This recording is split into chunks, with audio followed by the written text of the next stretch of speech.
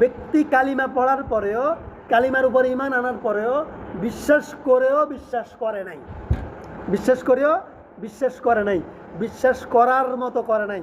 বিশ্বাসের একটা বৈশিষ্ট্য হচ্ছে যেটা বিশ্বাস করব সেটা পালন করব।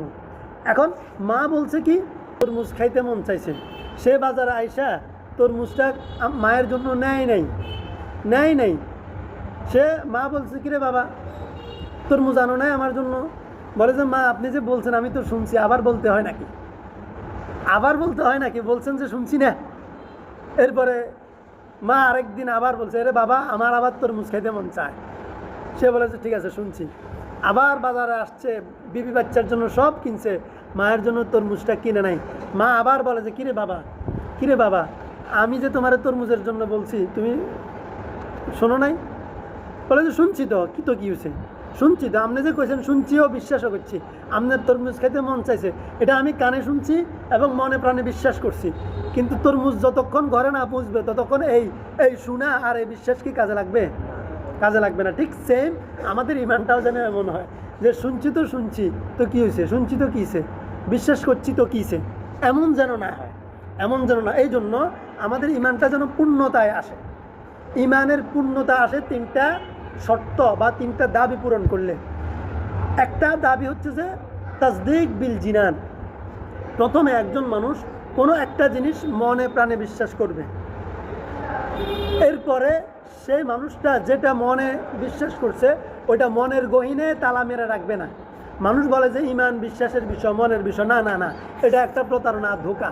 ইন্নাল্লাহা লা ইয়াযলিমুন নাসা শাইআ ওয়ালাকিন আন-নাসা আনফুসাহুম ইয়াযলিমুন ওয়া ইয়াওমা ইয়াহশুরুহুম কাআন লাম ইয়ালবাথু ইল্লা সাআতাম মিনান নাহার ইয়াতাআরাফুনা বাইনাহুম قد خسر الذين كذبوا بلقاء الله وما كانوا مهتدين صدق الله العظيم سبحانك لا علم لنا إلا ما علمتنا إنك أنت العليم الحكيم رب زدني علما رب اشرح لي صدري ويسر لي أمري واحلل عقدة من لساني يفقهوا قولي الحمد لله الله পাকের মেহেরবানি আমরা সালাতুল জোহর বা জামাত আদায় করার পরে আল্লাহ তাআলার কালামের আলোচনার মজলিসে বসার কিছু কথা বলার এবং শোনার তৌফিক পেয়েছি। এই জন্য আমরা সকলে আল্লাহর দরবারে কালিমাতুশ শুকর আদায় করছি আলহামদুলিল্লাহ। আমরা তেলাওয়াত করছি সূরা ইউনূসের 41 নম্বর আয়াতে কারিমা থেকে 45 নম্বর আয়াতে কারিমা পর্যন্ত। এক শ্রেণীর কাফের আছে যারা অবহেলার কারণে ঈমান গ্রহণ করে না। তারা দেখার মতো চক্ষু আছে, শোনার মতো কানও আছে, কিন্তু তারা অবহেলা করে দুনিয়াকে প্রাধান্য দিতে গিয়ে ঈমানকে তারা বর্জন করে। শুনেও না শোনার মতো থাকে, দেখেও না দেখার মতো থাকে, সব কিছু বুঝের মানুষের মতো কোরআন এবং ইসলাম নিয়ে তারা আচরণ করে না। আরেক শ্রেণীর মানুষ আছে কাফের, ইসলামকে বর্জন করে। তারা শুধুমাত্র দুনিয়ার স্বার্থ না, তারা নিজেদের পৈতৃক বাপদাদার ধর্মকে ধরে রাখতে গিয়ে, ঐতিহ্য টিকাতে গিয়ে ইসলামকে তারা বর্জন করেছে, গ্রহণ করে নাই। আল্লাহ তাআলা কাফেরদের এই বৈশিষ্ট্যের কথা বর্ণনা করছেন এবং এই ক্ষতিটা যে তাদের নিজেদের ক্ষতি হয়েছে, নবীজির ক্ষতি হয় নাই। তারা যে ইসলাম গ্রহণ করে নাই, নবীজির দাওয়াত তারা যে গ্রহণ করে নাই, এই গ্রহণ না করাটাতে নবীর ক্ষতি হয় নাই, নবুয়তের কমতি হয় নাই, ক্ষতিগ্রস্ত নিজেরা হয়েছে। এবং এই কথাগুলো আলোচনার মধ্যে রেখে যেন আল্লাহ তাআলা কিয়ামত পর্যন্ত প্রতিটা মানুষের জন্য একটা শিক্ষার ব্যবস্থা রেখেছেন, সতর্কতা রেখেছেন, যেন আমরাও ওই মক্কার কাফেরদের মতো অবহেলা না করি ইসলামকে, কোরআনের দাওয়াতকে। আমরা যেন বাপদাদার ঐতিহ্য, বাপদাদার চরিত্রকে টিকায় রাখার জন্য, একটা প্রতিষ্ঠিত ভুলকে ধরে রাখার জন্য নতুন করে ইসলামের সত্যকে বর্জন করে বা গ্রহণ না করে নিজেকে হেদায়েতের পথে আনার পক্ষে নিজেদের ঐতিহ্যকে বাধা আমরা না বানাই। এটা আল্লাহ তাআলা এই বিষয়টা আমাদের জন্য শিক্ষা রেখেছেন। এই জন্য এই 41 নম্বর আয়াতে আল্লাহ তাআলা বলেছেন ওয়াইন কাযাবুকা, যেই মানুষগুলো নবীর নবুয়তকে মিথ্যাচার করেছে, মানে অবিশ্বাস করেছে, অথবা নবীর নবুয়তের যে দাওয়াতকে অবিশ্বাস করেছে, অর্থাৎ এটাকে সত্য হিসাবে গ্রহণ করে নাই, যারা দাওয়াতকে এবং নবীকে, ব্যক্তি এবং ব্যক্তির বক্তব্য দুইটাই কিন্তু প্রযোজ্য এখানে, একটা বাদ দিয়ে আরেকটা নয়। যে আমরা দাওয়াতকে গ্রহণ করলাম ব্যক্তিটাকে নয়, এমন হইলেও আবার ইমানদার হওয়া যাবে না। কেউ যদি মনে করে যে আমি আল্লাহ না করুন মুহাম্মদকে আমি নবী মানি না, কিন্তু কোরআন মানি, তাহলে প্রকারান্তরে কোরআনটাকে মানা হবে না, যদিও সে মানি দাবি করে। দুইটাইকেই একসাথে মানতে হবে। এই জন্য ইসলামের ক্ষেত্রে খুবই ইম্পর্টেন্ট বিষয় কি বলেছে, এটার সাথে সাথে কে বলছে, এটা ইম্পর্টেন্ট। রাসূলুল্লাহ সাল্লাল্লাহু আলাইহি ওয়াসাল্লাম প্রথম যখন মক্কাতে এসে মানুষদেরকে দাওয়াত দিচ্ছিলেন, তখন তিনি দাঁড়িয়ে বলছেন যে আমার অস্তিত্ব তোমাদের কাছে কেমন, এত বছর 40টা বছর তোমাদের কাছে আমি বড় হয়েছি, আমি কি কখনো তোমাদেরকে সাথে প্রতারণা করেছি? না। সবাই কিন্তু ব্যক্তির স্বীকৃতি নিচ্ছেন, প্রতারণা করেন নাই। আমি কি তোমাদের সাথে মিথ্যা বলেছি? না। আমি কি এমন অনর্থক কোনো কথাবার্তা বলেছি? না। তাহলে তোমরা আমাকে কেমন পেয়েছো? প্রত্যেকে বলেছে আল আমিন, এক বাক্যে বিনা বাক্যে বিশ্বাস করার মতো পেয়েছি। তখন তিনি বললেন, হাদিসের মধ্যে আছে যে রাসূল সাল্লাল্লাহু আলাইহি ওয়াসাল্লামের উদাহরণটা এমন যে একজন মানুষ পাহাড়ের অপর প্রান্ত থেকে ঘুরে আসার সময় দেখলো সেখানে কিছু শত্রু শস্ত্রে সজ্জিত হয়ে বসে আছে। যখন রাত নামবে তখন সামনের যে কবিলা আছে, গোত্র আছে, রাতের আধারে এই গোত্রের উপর আক্রমণ করে এদেরকে শেষ করে দিবে। এরকম ঘটনা একজনে দেখে এসে তিনি ওই গ্রামের মানুষদেরকে বলছে, ভাই দেখো, তোমরা যেভাবে সবাই গাফেল, অমনোযোগী অবস্থায় আছে, এলোমেলো অবস্থায় আছো, আমি একটু আগে এই পথে আসার সময় দেখলাম যে তোমাদের শত্রুরা পাহাড়ের ওই পাশে তাঁবু গেড়ে অবস্থান করছে, অস্ত্রে সুসজ্জিত হয়ে। রাতের অন্ধকার হইলেই আমি তাদের প্ল্যান শুনেছি, তোমাদের উপর আক্রমণ করবে, তোমরা এখনই সতর্ক হও। এই যে যখন একজন মানুষ এই কথাটা বলবে, কোনো গ্রামকে এসে সতর্ক দিবে, সেইখানে কিছু মানুষ তার কথাটা মানবে, বিশ্বাস করে সুযোগ মতো তারা এই গ্রাম থেকে, তাদের বেষ্টনী থেকে বের হয়ে নিরাপদ জায়গায় চলে যাবে। আর কিছু মানুষ বলবে যে দূরও, এরকম কত পাগল আসে যায়, কত কথা শুনি, এসব পাগলের কথা শোনার টাইম আমাদের নাই। হ্যাঁ, কে আমাদেরকে কি করবে, আমরা এখানে নিরাপদ, আমাদের সাথে মোকাবেলা করবে কার সাধ্য আছে, সামর্থ্য আছে। যদি কেউ এইটা মনে করে, কিছু মানুষ এই গোত্রে থেকে যায়, এই এলাকায় থেকে যায়, আর রাত্রে শত্রু আক্রমণ করে, এরা কেউ বাঁচবে না। কেন বাঁচবে না? সতর্ককারীর সতর্কতার অভাবে নয়, বাঁচবে না তাদের অবহেলার কারণে, অবিশ্বাসের কারণে।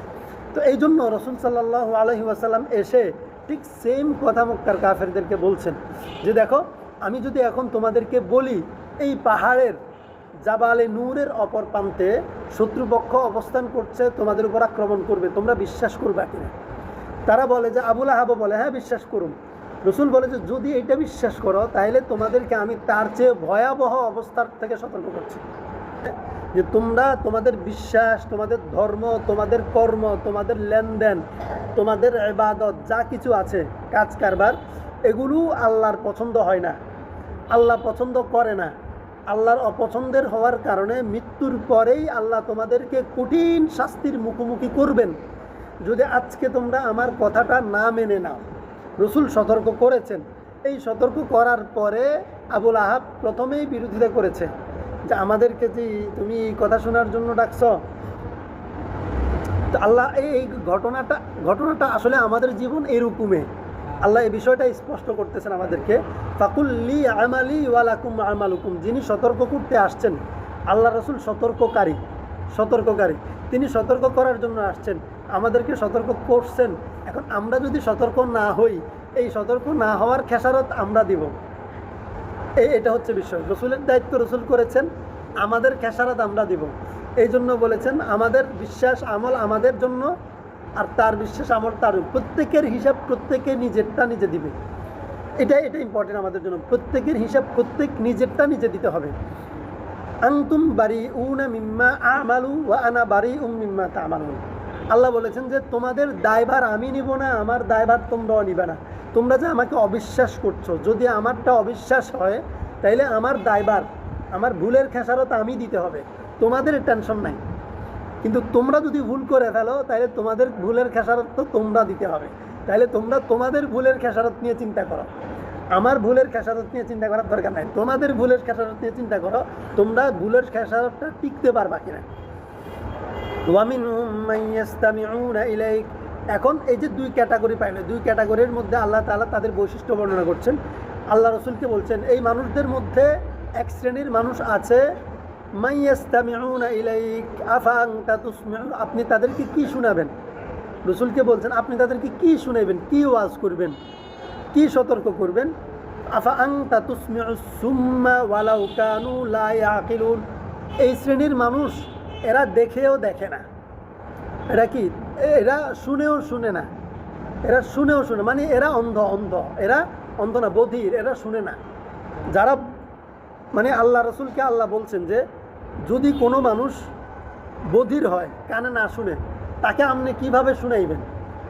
তবে শোনানো থেকে বিরত করতেছে না, মানে তাকে আপনি কিভাবে শোনাবেন? ওয়ালাউ কানু লা ইয়াকিলুন, তারা যদি না বুঝে, তাদের যদি আকল না থাকে, মানে কোনো মানুষের, কোনো গোত্র গোষ্ঠীর যদি নিজেদেরই আকল জ্ঞান না থাকে, আপনি তাদেরকে কিভাবে শোনাবেন? এরপরে ওয়ামিনহুম মান ইয়ানজুরু ইলাইক, এক শ্রেণীর মানুষ আছে, তাদেরকে আপনি কিভাবে দেখাবেন? আফা আনতা তাহদিল উমিয়া, অথচ তারা অন্ধ, চোখে দেখে না। ওয়ালাউ কানু লা ইউবসিরুন, আপনি অন্ধদেরকে কিভাবে পথ দেখাবেন, অথচ তারা তো দেখে না। মানে যারা দেখে না আপনি তাদেরকে কিভাবে দেখাবেন? যারা শুনে না আপনি তাদেরকে কিভাবে শোনাবেন? এখানে যে অন্ধের সাথে তুলনা করছে, মানে যারা কাফের তাদেরকে ডাইরেক্ট অন্ধ বলে নাই, অন্ধের মতো বলেছেন আল্লাহ।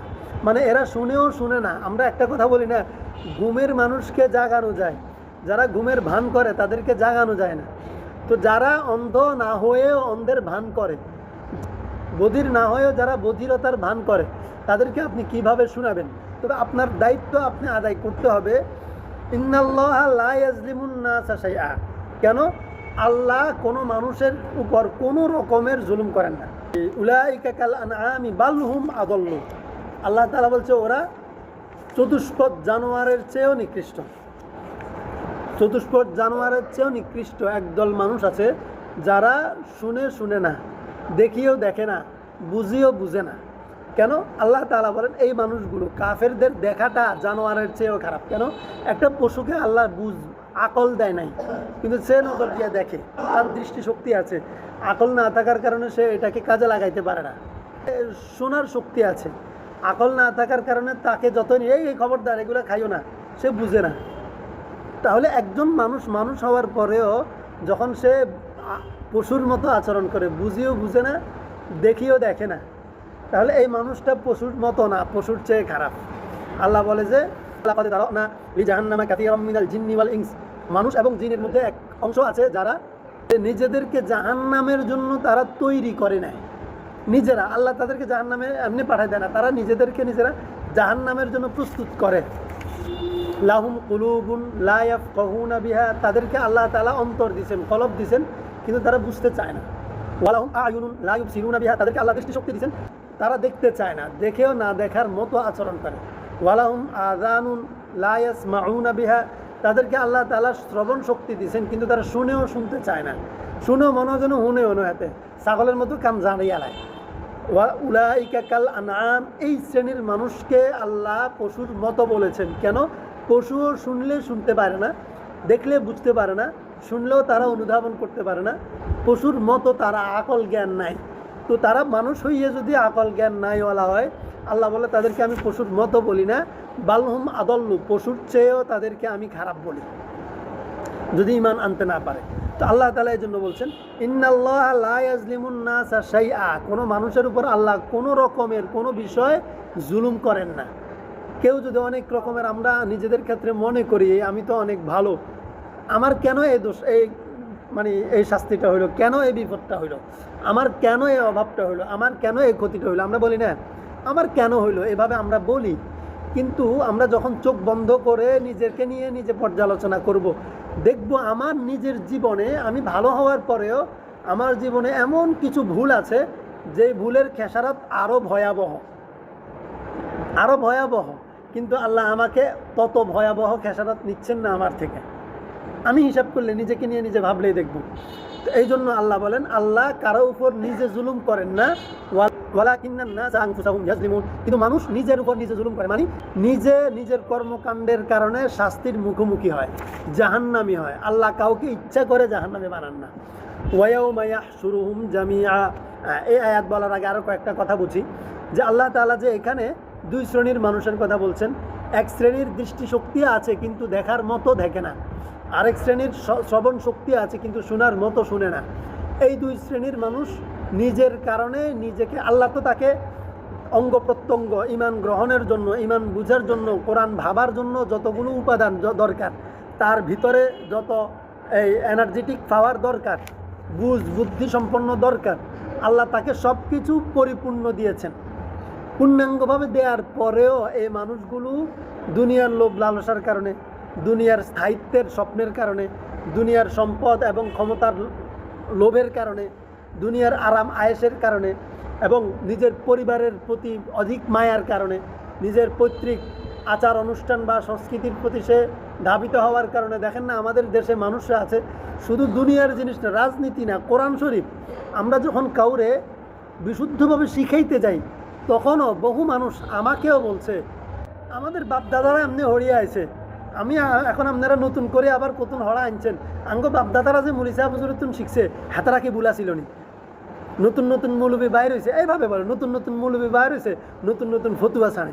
তাইলে এই যে ইসলামের বিষয় পর্যন্ত, কোরআনের বিষয় যেটা স্পষ্ট আপনার বাপদাদারা পড়ছে, কোনো রকম শিখছে, ভুলের উপর ছিল, শুদ্ধ কিছু আনলে নতুন নতুন মৌলবী বার হয়েছে, হাতে আইসে আঙ্গ মুলু সাবলে হুরান হুজুর করে হাতে ভুল কইতো, হাতারা কি ভুল হচ্ছে নি, আজীবন যে হুজুরের নিচে হচ্ছি, এই হুজুর নিচে নামাজ হচ্ছি, এখন কি আঙ্গরে ভুল হয়েছে নি, এইভাবে লাগে না।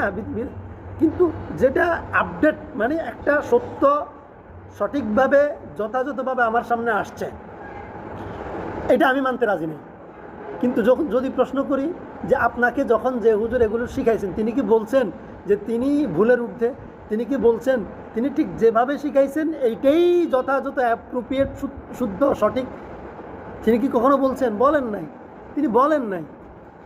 তাহলে যিনি নিজে নিজের পক্ষে দাবি করেন নাই, তাকে 16 আনা শুদ্ধের উপর আছেন, আপনি তাকে সার্টিফাইড করলেন নিজের তলার খবর নাই। আর যে বিশুদ্ধ একটা বিধান নিয়ে আপনার সামনে পরিপূর্ণ রূপে আসছে, পরিপূর্ণ বিধান নিয়ে আপনি তাকে এনকারেজ করতেছেন, তাকে আপনি একবারে বর্জন করতেছেন এই যে বাপদাদার দোহাই দিয়া। তো এইটা মানুষের স্বভাব, এই জন্য আল্লাহ তাআলা এখানে আমাদেরকে আনছেন যারা নিজেরা এভাবে নিজেদেরকে আপডেট করে না, নিজের নতুন কিছু বিশুদ্ধ কিছু সামনে আসার পরেও পুরাতনকে আঁকড়ে ধরে, বাপদাদার পূর্বপুরুষের দোহাই দিয়ে সে মানুষগুলো নিজের পায়ে নিজে কুঠার মারছে। আমি তাদেরকে জাহান্নামের জন্য দিকে ঠেলে দেই নাই, আমি তো তাদের সামনে দয়া করে নতুন মানে ইসলামের পরিপূর্ণ বিধানটা তাদের সামনে নিয়ে আসছি, তারা গ্রহণ করে না। তাহলে কার ক্ষতি কে করছে? নিজের ক্ষতি নিজে করছে। এই জন্য এই যে যেই দুনিয়ার বিষয়গুলোকে আঁকড়ে ধরতে গিয়ে মানুষ নিজেকে ক্ষতির মধ্যে রেখে দিছে, সেই দুনিয়ার কথা আল্লাহ বলছেন ওয়ায়াউমা ইয়াহশুরুহুম কাআল্লাম ইয়ালবাথু ইল্লা, এই যে মানুষদেরকে, এই কাফেরদেরকে, এই ক্ষতিগ্রস্ত জাতিকে যখন আল্লাহ হাসরের মাঠে একসাথ করবেন ইল্লা সাআতাম মিনান নাহারি ইয়াতাআরাফুনা বাইনাহুম কাআল্লাম ইয়ালবাথু ইল্লা সাআতাম মিনান নাহারি ইয়াতাআরাফুনা বাইনাহুম। প্রথমত তারা হাসরের মাঠে একজনটা একজন চিনবে, যখন তাদেরকে উঠাবে তারা একজনটা একজন চিনতে পারবে। দুনিয়াতে আমরা যেরকম একজনটা একজন চিনি, হাসরে তখন প্রথমত তারা একজনটা একজন চিনবে। চিনার পরে যখন হাসরের মাঠের ভয়াবহতা তাদের সামনে শুরু উপস্থিত হবে, যখন ভয়াবহতা দেখা দিবে তখন তারা এরকম বেবোলা হয়ে যাবে, তারা এরপরে আর কাউরে কেউ চিনবে না, বাবারে সন্তান চিনবে না, মা তার সন্তানকে চিনবে না। এই অবস্থা ভয়াবহ রূপ ধারণ করবে। যখন হাসরের মাঠের ভয়াবহতা তাদেরকে পাকড়াও করবে, তখন তাদের কাছে মনে হবে যেন দুনিয়ার যে জীবনটাকে, দুনিয়ার ক্ষমতাকে, দুনিয়ার অর্থবিত্তকে সে জীবনের অনেক কিছু মনে করছে, তার কাছে মনে হবে যেন আল্লাহ একদিনের অল্প সময় সে দুনিয়াতে ছিল। মানে দুনিয়ার পুরা 60-70 বছরের জীবনকে তার কাছে মনে হবে যেন একদিনের অর্ধেক, অল্প সময় মনে হবে। তখন আয়রে, এই কঠিন ভয়াবহ অবস্থা থেকে বাঁচার জন্য আমি যেই দুনিয়াকে এত গুরুত্ব দিলাম, ওই দুনিয়া তো এই ক্ষণিকের সময় ছিল, ওইটাতে এখন হাতছাড়া হয়ে গেছে, চাইলেও রিকভারি করতে পারবো না, সংশোধন হইতে পারবো না। এই তখন আফসোস আরও বেশি হবে না? আফসোস আরও বেশি হবে। এবং হাসরের মাঠে এক শ্রেণীর মানুষ আল্লাহর কাছে আবেদন করবে, আল্লাহ তখন তো বুঝি নাই, আমরা ভুল করে ফেলছি, এখন আর একবার সময় দেন, দুনিয়াতে একটু পাঠাই দেন, যে আমরা এখন ওটাকে রিকভার করব, আমি প্রায়শ্চিত্ত করে আসি দুনিয়া থেকে। আল্লাহর কাছে আবেদন করবে, আল্লাহ বলবে প্রায়শ্চিত্তের সুযোগ নেই। কেন সুযোগ নেই? বুঝার জন্য একটা উদাহরণ। বাচ্চা হারুনুর রশিদ দরবারে এক বাহলুল পাগল ছিল। বাহলুল পাগল হারুনুর রশিদের দরবারে আসা যাওয়া করত এবং সে নদীর পাড়ে সবসময় যাইতো, বালু নিয়ে খেলতো। একদিন বাচ্চা হারুন তার বিবি জুবাইদাকে নিয়ে বের হয়েছে সাগর ভ্রমণে। যখন নদীর পাড় দিয়ে হাঁটতেছে, দেখলো ওই পাগল বাহলুল এখানে নদীর বালি দিয়া ঘর বানাইতেছে। আমাদের পোলাপান যেরকম বিচে গেলে কত কিছু বানায়, কত কিছু লেখে, হ্যাঁ, প্রিয় মানুষটার নাম লেখে, তো সে ঘর বানাইছে সুন্দর করে। তাদের মধ্যে একটা সম্পর্ক ছিল, পাগলকে বাচ্চা হারুন দেখলে খোঁচা দিত, আর পাগলও হারুনকে দেখলে খোঁচা দিত, এরকম একটা সম্পর্ক ছিল। তো খোঁচা দিছে, কিরে পাগল তুমি এখানে কি করো? বলে যে ঘর বানাই। বলে যে ভালো দিয়ে ঘর বানাও, তুমি কি করবে? তো পাগল বলে আমি এটা বিক্রি করব। তোমার কাছ থেকে বালুর ঘর কে কিনবে? এই বালির ঘর তোমার কাছ থেকে কিনবে কে? তো ও মুচকি হাসি দিয়ে বলে যে কিনার লোক আছে, অসুবিধা নাই, আপনি কিনবেন নি? কন না, তোমার এইসব ঘর আমি কিনি না। থাক, আমার কিনার লোক আছে। জুবাইদা আসছে, আসে বলে কিরে তুমি কি করো, আমার কাছে বিক্রি করবে? বাচ্চা বলে যে তোমার কাছ থেকে এসব ঘর কিনবে কে, আমি এগুলা কিনি না। আর বিবি বলে যে এই বালুর পাগলা আমার কাছে বিক্রি করবে? হ্যাঁ, বলে হ্যাঁ বিক্রি করব। কত টাকা দিছে? বিক্রি করে ফেলেছে, ধরেন যান এই ঘরটা আপনার, এই ঘরটা আপনার। এখন ওই দিন তো পাগলের সাথে কথাবার্তা বলি, দুষ্টামি করে চলে গেল। রাতে স্বামী স্ত্রী ঘুমাইছে, হঠাৎ বাচ্চা হারুন রশিদ স্বপ্নে দেখে বিশাল একটা অট্টালিকা, রাজপ্রাসাদ, এত সুন্দর জীবনে দেখে নাই। সে গেছে, দেখে সামনে গেছে, কিরা আমি রাজা, আমি সবচেয়ে দামি বাড়িতে ঘরে থাকি, এর চেয়ে সুন্দর ঘর কোত্থেকে আসুন। সে সামনে গেল, ঘরটা দেখতে গেল, দারোয়ান তারে ঠেকাই দিল, বলে যে না ঢুকা যাবে না। কেন? এখানে কেন ঢুকা যাবে না? বলে না এটার মালিক, আপনি মালিক ছাড়া এখানে কেউ ঢুকতে পারবে না। বলে যে মালিক কে? মালিক হচ্ছে যে জুবাইদা। এখন বাচ্চা তো বেকার, আর কি রে, আমার বিবি জুবাইদা এই ঘরের মালিক, এত সুন্দর ঘর, আমি ঢুকতে পারি না, ঘটনা কি? এগুলা ভাবতে ভাবতে সে তার ঘুম ভেঙে গেছে। ঘুম ভাঙছে, দেখে যে বিবি পাশে শোয়া, বিবির উঠেছে, উঠো তাড়াতাড়ি উঠো। বলে যে কিরে আমি স্বপ্নে দেখলাম এই অবস্থা, ঘটনা কি বলো? তো ঘটনা বুঝো নাই? না, ঘটনা আমি আজকে বাহলুল থেকে ঘরেটা কিনছি, এখন তো সে বেকারান হয়ে গেছে, তারও এটা কিনতে হবে। পরের দিন আবার সে বের হয়েছে, পরের দিন আবার বিবিকে নিয়ে সাগর পাড়ে বের হয়েছে। দেখলো যে বাহলুল এখন আবার ঘর বানাইতেছে বালি দিয়ে। এখন বাচ্চা আগ থেকেই যাইতেছে, যাইয়া সে বাহলুল কি করো? ঘর বানাই, আমার কাছে বিক্রি করবে? বিক্রি করুন। কত টাকা? এই আপনার পুরা বাদশাহী পুরাটা। কি কও? কালকে তুই 2 টাকায় বিক্রি করছো আমার বিবির কাছে, আজকে তুমি আমার পুরা বাদশাহী চাইতেছ, কারণ কি? বলে যে শোনেন, গতকালকে এটার রহস্য গোপন ছিল, এই জন্য দামও কম ছিল। আজকে তো রহস্য ফাঁস হয়ে গেছে, আজকে আর এটা কম দামে বিক্রি করা যাবে না। তো এই হচ্ছে বিষয়। এখন হাসরের মাঠে যাওয়ার পরে দুনিয়ার রহস্য ফাঁস হয়ে যাবে না? দুনিয়া যে এক মুহূর্তের মরিচিকা ছিল, এই জন্য আল্লাহ তাআলা বলে না, এখন আর দুনিয়াতে পাঠানো যাবে না, সময় শেষ। কেন? এখন তো রহস্য ফাঁস হয়ে গেছে, এখন তো গেলে তুমি ঠিক মতো আমল করবে, তো এই আমল তো তুমি লোভে পড়ে করবে, আমার হুকুম মানার জন্য না। তুমি ঠিক যেই স্বার্থে, যেই লোভে প্রথম জীবনে ঈমানকে বর্জন করছো, ঠিক একই লোভে তুমি এই জীবনে ঈমান গ্রহণ করবে। তো এটা তো ঈমান না, আমার প্রতি ভক্তি ভালোবাসা না। তাহলে আল্লাহর প্রতি ভক্তি ভালোবাসা না থাকলে তো এটা ঈমান হয় না। এই জন্য দ্বিতীয়বার সুযোগ দিবে না আল্লাহ তাআলা। তাদেরকে যখন হাসর মাঠে উঠাবে, এই দুনিয়াদার মানুষের কাছে মনে হবে যে দুনিয়া একবার তুচ্ছ জিনিস, দুনিয়া ক্ষণ মুহূর্ত, দুনিয়া এবং কবর জীবন ছিল মাত্র কয়েক ঘন্টা, কয়েক মিনিট। আরে তখন আফসোস করবে, আরে এই অল্প সময়ের জন্য পুরো আখিরাত বরবাদ করলাম, এই আফসোসটা হবে। কদ খাসিরাল্লাযীনা কাযযাবু বিলিকাইল্লাহ। আল্লাহ বলে কারা এই ক্ষতিগ্রস্ত হয়েছে? যারা আল্লাহর সাথে সাক্ষাৎ হওয়াটাকে অবিশ্বাস করছে।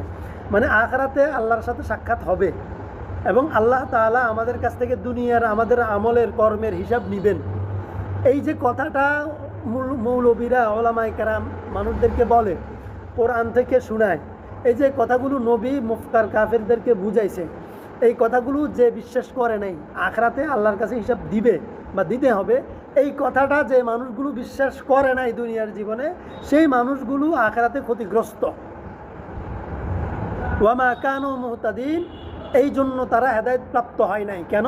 হেদায়েত প্রাপ্ত হওয়ার জন্য বড় একটা বিশ্বাস কি, আল্লাহর সাথে আখিরাতে হিসাব নিকাশের মুখোমুখি হইতে হবে। আখিরাতে হাসরের মাঠে আল্লাহর আসামির কাঠগড়ায় আমাকে হিসাব নিকাশের মুখোমুখি হইতে হবে।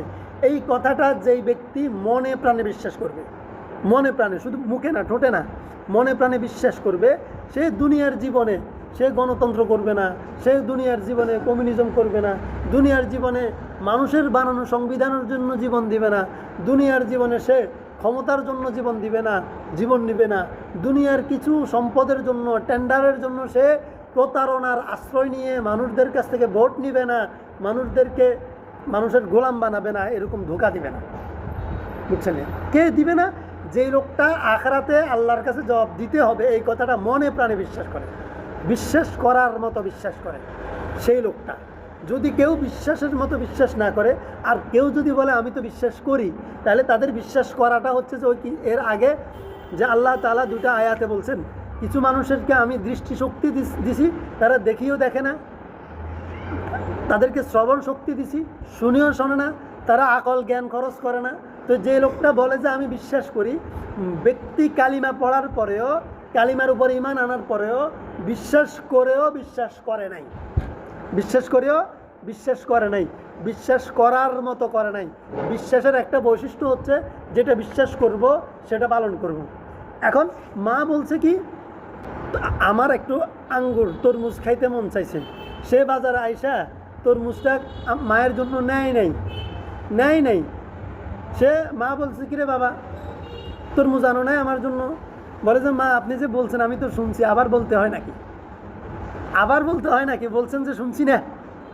এরপরে মা আরেকদিন আবার বলছে, আরে বাবা আমার আবার তরমুজ খেতে মন চায়। সে বলেছে ঠিক আছে শুনছি। আবার বাজারে আসছে, বিবি বাচ্চার জন্য সব কিনছে, মায়ের জন্য তরমুজটা কিনে নাই। মা আবার বলে যে কিরে বাবা আমি যে তোমার তরমুজের জন্য বলছি তুমি শোনো নাই? বলে যে শুনছি তো, কি হয়েছে? শুনছি তো, আপনি যে কইছেন শুনছিও বিশ্বাসও করছি, আপনার তরমুজ খেতে মন চাইছে, এটা আমি কানে শুনছি এবং মনে প্রাণে বিশ্বাস করছি। কিন্তু তরমুজ যতক্ষণ ঘরে না পৌঁছবে ততক্ষণ এই শোনা আর এই বিশ্বাস কি কাজে লাগবে? কাজে লাগবে না। ঠিক সেম আমাদের ইমানটাও যেন এমন হয় যে শুনছি তো কী হয়েছে, শুনছি তো কীছে, বিশ্বাস করছি তো কীছে, এমন যেন না হয়, এমন যেন না। এই জন্য আমাদের ইমানটা যেন পূর্ণতায় আসে। ইমানের পূর্ণতা আসে তিনটা শর্ত বা তিনটা দাবি পূরণ করলে। একটা দাবি হচ্ছে যে তাসদিক বিল জিনান, প্রথমে একজন মানুষ কোনো একটা জিনিস মনে প্রাণে বিশ্বাস করবে, এরপরে সেই মানুষটা যেটা মনে বিশ্বাস করছে ওইটা মনের গহীনে তালা মেরে রাখবে না।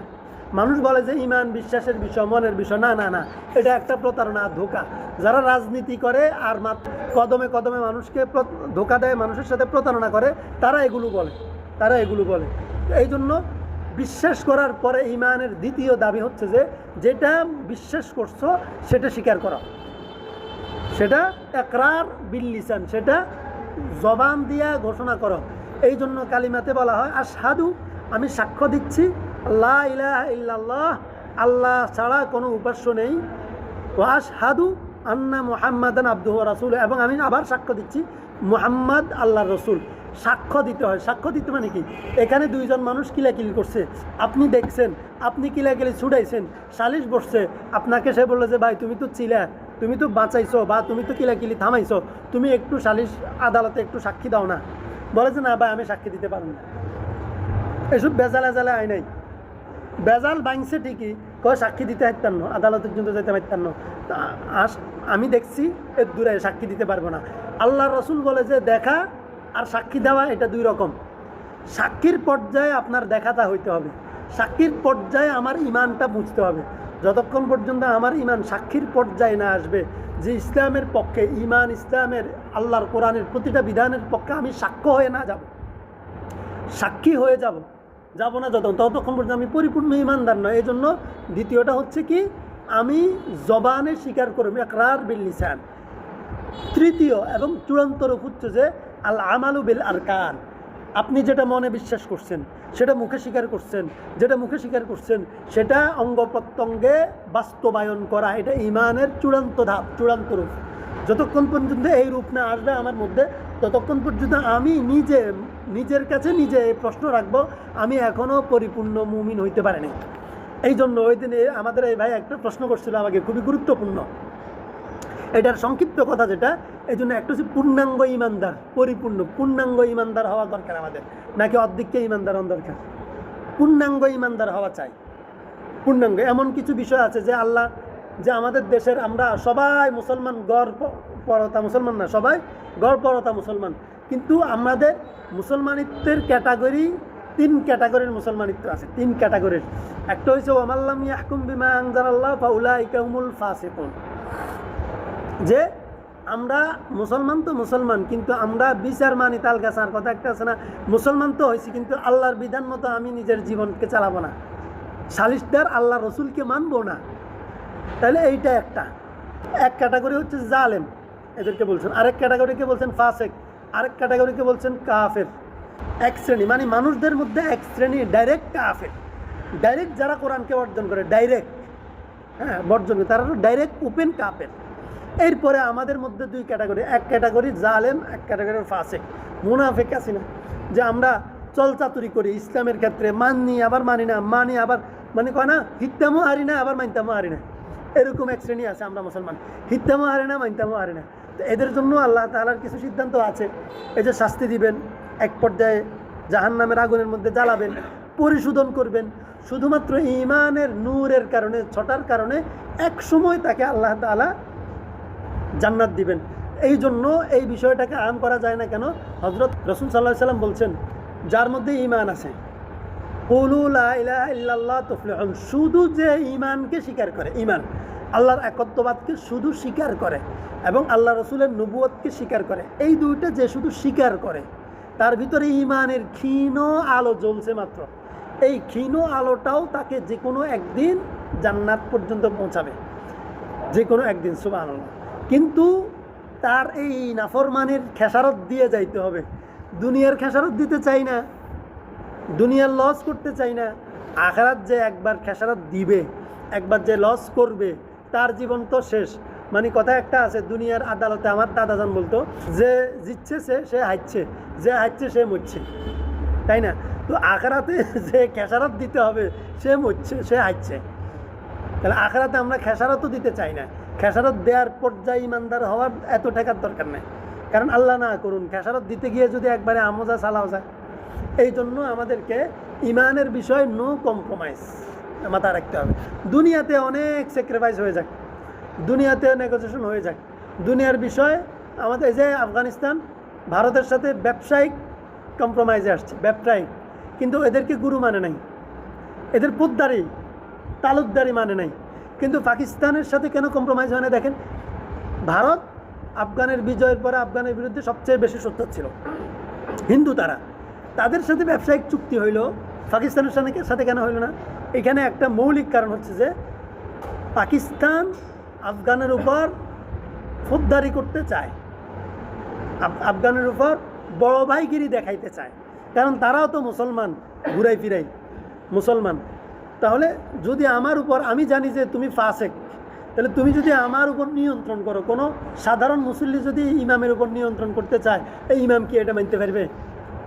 তাহলে ওদের উপর যখন এরা নিয়ন্ত্রণ ফলাইতে চাইছে, যার কারণে এদের সাথে এদের কোনো ব্যবসায়িক চুক্তিও হয় নাই, বরঞ্চ যুদ্ধ লাগছে। কিন্তু যদি আমার উপর, এই জন্য যে ইমানদারের সাথে দুনিয়াদারদের জাগতিক বিষয়ে সমঝোতা হইতে পারে, জাগতিক বিষয়ে দেন দরবার থাকতে পারে, কিন্তু ইমানের প্রশ্নে কোনো ছাড় থাকবে না, ইমানি গায়রত, ইমানি আত্মমর্যাদার প্রশ্নে কোনো ছাড় থাকবে না। এটা হচ্ছে যে বিষয়। এই জন্য আমাদেরকে আল্লাহ তাআলা এখানে সতর্ক করছেন, যেন আমরা নিজের ক্ষতিটা নিজে না করি, আমরা যেন নিজে রব্বানা যালামনা আনফুসানা ওয়া ইল্লাম তাগফির লানা ওয়া তারহামনা লানাকুনান্না মিনাল খাসিরিন। আল্লাহ আমাদেরকে দোয়াটার মধ্যে এটাই বলছেন যে আপনি যদি আমাকে না মাফ করেন, আমার ক্ষতি আমি করছি, আমি ক্ষতিগ্রস্ত হয়েছি, আপনি যদি মাফ না করেন আমি ক্ষতিগ্রস্ত হয়ে যাব, আল্লাহর কিছু হবে না। তাহলে আগে তো নিজের ক্ষতিটা নিজেরা বুঝতে হবে নাকি? যারা ইমানের উপর পরিপূর্ণভাবে আসে নাই, ইসলামের উপর পরিপূর্ণভাবে আসে নাই, ইমান ইসলামের সবগুলো দাবি যারা পূরণ করতে ব্যর্থ হচ্ছি আমরা, তারা আগে এই বিষয়টা নিজের মনকে বুঝাইতে হবে যে আমার যে গ্যাপ, এই গ্যাপে আমি নিজে ক্ষতিগ্রস্ত হইতেছি, তাইলে আমার এটা রিকভারি হবে। যদি এটা না হয়, ক্ষতিগ্রস্ত নিজে হয়েছি, এটা চিন্তা না আসে, তাহলে রিকভারি হবে না। আল্লাহ আমাদেরকে মাফ করে দেন।